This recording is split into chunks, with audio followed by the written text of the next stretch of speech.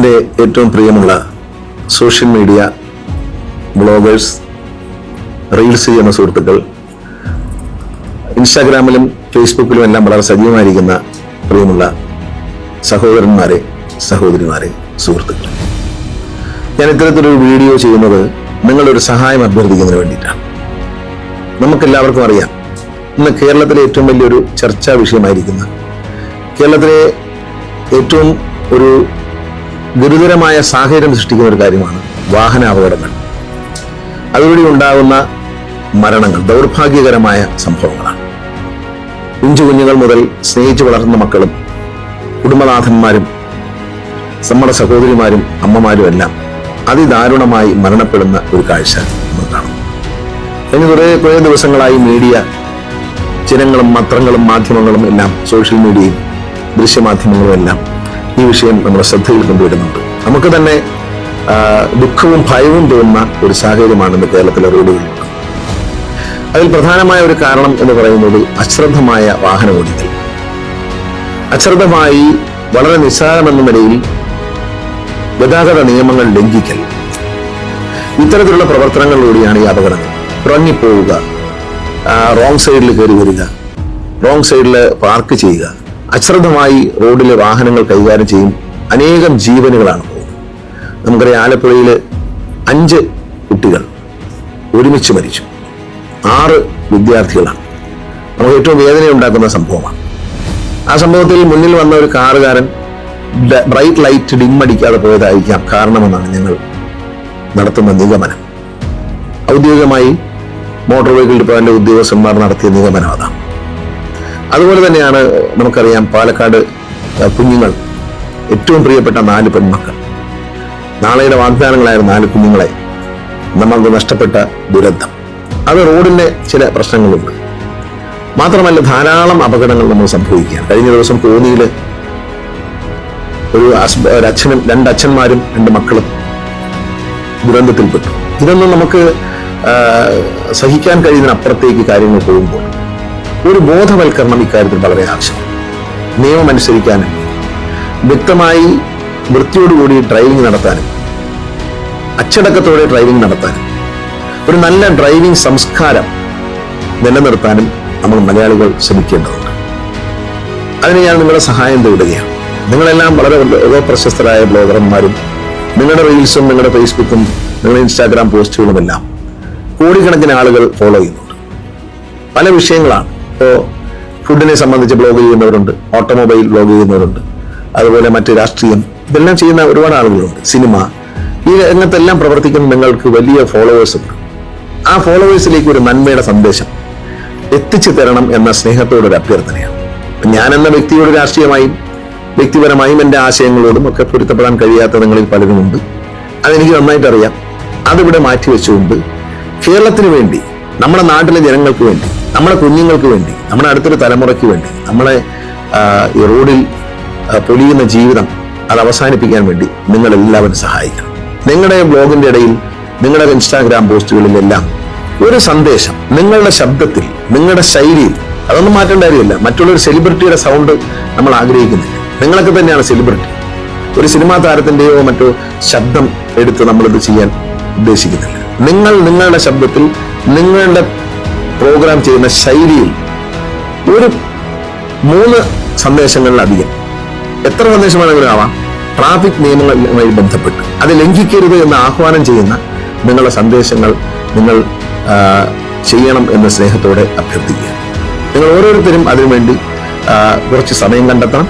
നിങ്ങളുടെ ശ്രദ്ധേയമായ പ്രോഗ്രാമുകളുടെ ഇടയിൽ ഒരു നിമിഷം ഈ ഒരു നല്ല കാര്യത്തിന് വേണ്ടി മാറ്റിവെക്കണം എന്ന സ്നേഹത്തോടെ ഞാൻ അഭ്യർത്ഥിക്കുക.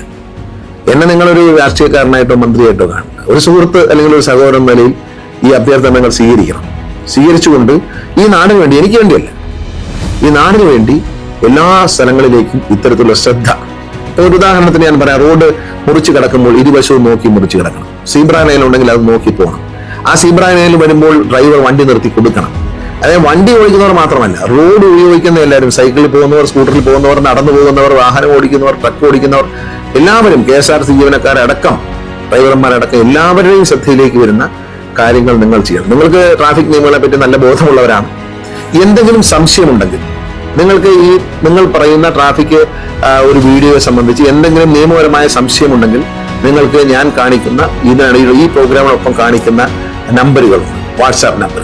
ആ ബന്ധപ്പെട്ട ഉദ്യോഗസ്ഥരെ നിങ്ങൾക്ക് ബന്ധപ്പെടുകയും നിങ്ങളുടെ നിയമപരമായ സംശയം ക്ലിയർ ചെയ്തതിനു ശേഷം നിങ്ങളുടെ പ്രോഗ്രാം ഷൂട്ട് ചെയ്യാം. ഗതാഗത വകുപ്പിലെ 3 ഉദ്യോഗസ്ഥരുടെ നമ്പറുകളാണ് തരാൻ ഉദ്ദേശിക്കുന്നത്. ഈ നമ്പറുകൾ ഉപയോഗിക്കുന്നവർക്ക് വ്യക്തിപരമായ ജീവിതമുണ്ട്. അതുകൊണ്ട് അർദ്ധരാത്രിയും മറ്റും അവരെ വിളിച്ച് ബുദ്ധിമുട്ടിക്കരുത്. അവരൊരു 3 ആഴ്ചത്തേക്ക് 2 ആഴ്ചത്തേക്ക് 3 ആഴ്ചയ്ക്ക് മാത്രമായിരിക്കും ഈ നമ്പർ നമ്മൾ ഈ ഒരു ആവശ്യം ഉപയോഗിക്കുന്നത്. അതിനുള്ളിൽ നിങ്ങൾ ഇത് ചെയ്യുമെന്ന് ഞാൻ പ്രതീക്ഷിക്കുന്നു. നിങ്ങളുടെ സംശയങ്ങൾ ദൂരീകരിക്കാൻ അവരെ പകൽ സമയത്ത്, അവർ ഉറങ്ങുന്ന സമയത്തും അവരെ സ്വകാര്യമായ വീട്ടിലെ ബന്ധുമിത്രാദികളൊപ്പം കഴിയുന്ന സമയത്ത് ഒഴിവാക്കിക്കൊണ്ട് അവരെ വിളിച്ച് അവരെ കാര്യങ്ങൾ മനസ്സിലാക്കി ചെയ്യണമെന്ന് ഇതിനോടൊപ്പം തന്നെ ഞാൻ അഭ്യർത്ഥിക്കുകയാണ്. നിങ്ങൾ പറയുന്നൊരു കാര്യത്തിൽ എന്തെങ്കിലും നിയമപരമായ തെറ്റുണ്ടെങ്കിൽ അത് വരാതിരിക്കാൻ വേണ്ടി അവരെ ബന്ധപ്പെട്ട് ആ വിഷയം നിങ്ങൾ ഇങ്ങനെ കൈകാര്യം ചെയ്യുമ്പോൾ എന്ത് പറയണം എന്ന് ചോദിക്കുമ്പോൾ അവരത് പറഞ്ഞു തരും. ഉദാഹരണത്തിന് ഓട്ടോറിക്ഷ ഓടിക്കുന്ന ഒരു ഡ്രൈവർ, അദ്ദേഹം ശ്രദ്ധിക്കേണ്ട കാര്യം എന്താണ്? പെട്ടെന്ന് നമ്മൾ യു-ടേൺ എടുക്കുക. അങ്ങനെ എടുക്കാൻ പാടില്ല. അതിനു മുമ്പ് അദ്ദേഹം ഇരുവശവും നോക്കി വേറെ വണ്ടികൾ വരുന്നുണ്ടോ എന്ന് നിർത്തി ലെഫ്റ്റ് സൈഡിൽ ഒതുക്കി നിർത്തി നോക്കിയതിനു ശേഷം മാത്രമേ യു-ടേൺ എടുക്കാൻ പാടുള്ളൂ. പക്ഷെ നമ്മുടെ നാട്ടിൽ കണ്ടുവരുന്ന രീതി എന്താണ്? നിൽക്കുന്ന നിപ്പിൽ ഓട്ടോറിക്ഷ ഒറ്റ തിരികെ കാണും. അവിടെ ഇടിയും മറിയക്കും അപകടം ഉണ്ടാവും. യാത്രക്കാർക്ക് അപകടം, ബൈക്കിൽ വരുന്നവർക്ക് അപകടം. ഇതെല്ലാം അവന്റെ ഒരു വശത്ത് മാറി ഒതുങ്ങിയല്ലാതെ റോഡിലേക്ക് ഇറക്കി, ടാറിട്ട ഭാഗത്തേക്ക് ഇറക്കി റോഡിൽ വണ്ടി പാർക്ക് ചെയ്തു. ആ വണ്ടി കാണുമ്പോൾ മറ്റൊരു വണ്ടി ഒഴിഞ്ഞു പോകുമ്പോൾ അത് മറ്റൊരു വണ്ടിയായിട്ട് ഇടിക്കാനിടയാണ്. അപ്പൊ അതുകൊണ്ട് റോഡിൽ നിന്നും മാറ്റി പാർക്ക് ചെയ്യുക, വളരെ ശ്രദ്ധയോടുകൂടി ഒതുക്കി പാർക്ക് ചെയ്യണം എന്നതുപോലെയുള്ള സന്ദേശങ്ങൾ. നിങ്ങൾക്ക് ഒരുപാട് സന്ദേശം, ഞാൻ ഈ പറയുന്ന ഒരു ഉദാഹരണം മാത്രമാണ്. പക്ഷെ നിങ്ങളുടെ ചുറ്റുപാടും കാണുന്ന ഒരുപാട് തെറ്റുകൾ, ട്രാഫിക്കിൽ നിയമലംഘനങ്ങളുടെ ഈ ഗതാഗത സംസ്കാരം നശിപ്പിക്കുന്ന ഒരുപാട് ദൃശ്യങ്ങൾ നിങ്ങളുടെ മനസ്സിലുണ്ട്. അതിൽ നിന്ന് നിങ്ങൾക്ക് മനസ്സിലാക്കാൻ കഴിഞ്ഞ തെറ്റ് തിരുത്തുവാൻ വേണ്ടി പ്രേക്ഷകരോട് അഭ്യർത്ഥിക്കണം. അതിലെല്ലാവരും, എന്നെ കേൾക്കുന്ന എല്ലാവരും അവരവരുടെ സോഷ്യൽ മീഡിയയിലൂടെ ഒരു വീഡിയോ അല്ലെങ്കിൽ 2-3 വീഡിയോ എങ്കിലും മിനിമം ചെയ്ത് സഹായിക്കണം. കേരളത്തിലെ ജനങ്ങളെ, കേരളത്തിലെ ട്രാൻസ്പോർട്ട് വകുപ്പിനെ, രാഷ്ട്രീയത്തിന് അതീതമായി എല്ലാ ചിന്തകൾക്കും അതീതമായി നിങ്ങൾ എന്ത് പ്രോഗ്രാമാണോ ചെയ്യുന്നത് അതോടൊപ്പം ഒരു സന്ദേശം നിങ്ങൾ കൊടുക്കണം. നിങ്ങളുടെ ശബ്ദത്തിൽ, നിങ്ങളുടെ ശൈലിയിൽ തന്നെ കൊടുക്കണം. എങ്കിൽ മാത്രമേ അതിന് പ്രയോജനം ഉണ്ടാവൂ. നിങ്ങൾക്ക് ഒരുപാട് ആരാധകരുള്ളവരാണ്, നിങ്ങൾ ഒരുപാട് ഫോളോവേഴ്സ് ഉണ്ട്, വലിയ റീച്ച് ഉള്ളവരാണ്. ആ റീച്ച് ഈ നാടിന്റെ നന്മയ്ക്ക് വേണ്ടി നമ്മൾ പറയുന്ന കാര്യങ്ങൾ എന്തുമായിക്കോട്ടെ, റീച്ച് നമ്മൾ പറയുന്ന ബ്ലോഗിൽ പറയുന്ന കാര്യങ്ങൾ നെഗറ്റീവോ പോസിറ്റീവോ എന്ത് വേണം, പക്ഷേ നാടിന്റെ നന്മയ്ക്ക് വേണ്ടി ഈ ഒരു വലിയ അപകടത്തിൽ നിന്നും കേരളത്തെ രക്ഷിക്കാൻ വേണ്ടി ഒരുപക്ഷെ നിങ്ങളുടെ ഈ പ്രചരണം ഇന്ത്യക്ക് തന്നെ ഒരു അനുഗ്രഹമായി മാറും. ഒരു തനത് ഡ്രൈവിംഗ് സംസ്കാരം, വാഹനം ഉപയോഗിക്കുന്നവർ, റോഡ് ഉപയോഗിക്കുന്നവരുടെ ഒരു സംസ്കാരം ഡെവലപ്പ് ചെയ്യാൻ നമുക്ക് കഴിയും. വിപ്ലവകരമായ ഒരു മാറ്റത്തിന് നിങ്ങൾ സഹായിക്കണം. നിങ്ങളുടെ ഓരോരുത്തരുടെയും വാക്കുകൾക്ക് സമൂഹം വലിയ വില കൽപ്പിക്കുന്നുണ്ട്. അത് മനസ്സിലാക്കിക്കൊണ്ട് എല്ലാവരും ഈ ഒരു പ്രോഗ്രാമിൽ, ഈ ഒരു പ്രചരണ പരിപാടിയിൽ നിങ്ങളുടേതായ സംഭാവനകൾ നൽകണം. നിങ്ങളെല്ലാവരും റോഡ് നിയമങ്ങൾ കൃത്യമായി പാലിക്കാൻ ഓരോരോ നിങ്ങളുടെ ശൈലി അനുസരിച്ച് തയ്യാറാക്കിയിട്ട് നിങ്ങൾ തന്നെ പറയുക, നിങ്ങളെ ഫോളോവേഴ്സിനെ അറിയിക്കുക, അവരത് കൂടുതൽ ആളുകളെ അറിയിക്കുക. അതിലൂടെ നമുക്കൊരു ഈ രംഗത്തൊരു ബോധവൽക്കരണം സാധ്യമാകാൻ കഴിയും. അതിനുവേണ്ടി നിങ്ങളെല്ലാവരും വ്യക്തിപരമായി താല്പര്യമെടുത്ത് ഈ നാടിനോടുള്ള സ്നേഹം, നമുക്കറിയാം നമ്മളെല്ലാവരും ഒരു അപകടം സംഭവിക്കുമ്പോൾ രാഷ്ട്രീയക്കാരും പൊതുപ്രവർത്തകരും സോഷ്യൽ മീഡിയയും മാധ്യമങ്ങളും എല്ലാവരും നമ്മൾ കണ്ണീർ പൊഴിക്കാറുണ്ട്. നമ്മൾ കണ്ടു 4 കുഞ്ഞുങ്ങൾ പാലക്കാടിൽ മരിച്ചപ്പോൾ നമ്മുടെ കുഞ്ഞുങ്ങളെ നഷ്ടപ്പെട്ടതിൽ നമുക്ക് വേദനയായിരുന്നു. കൂനിയിലെ അപകടം നമുക്ക് വലിയ വേദനയായിരുന്നു. അങ്ങനെ അയ്യപ്പന്മാര് വന്ന് മരണത്തിൽപ്പെടുന്നു, ഇത് നമുക്കൊരു വേദനയുള്ള കാര്യമാണ്. എല്ലാ രംഗത്തും ആലപ്പുഴയിൽ നടന്ന സംഭവം ഹൃദയഭേദകമാണ്. ഇതെല്ലാം നമുക്ക് ഒഴിവാക്കാൻ കഴിയുന്നതാണ് നിങ്ങൾ വിചാരിച്ചാൽ. അതിനുവേണ്ടി നിങ്ങളേവരോടും ഞാനൊരു സഹായം അഭ്യർത്ഥിക്കുകയാണ്.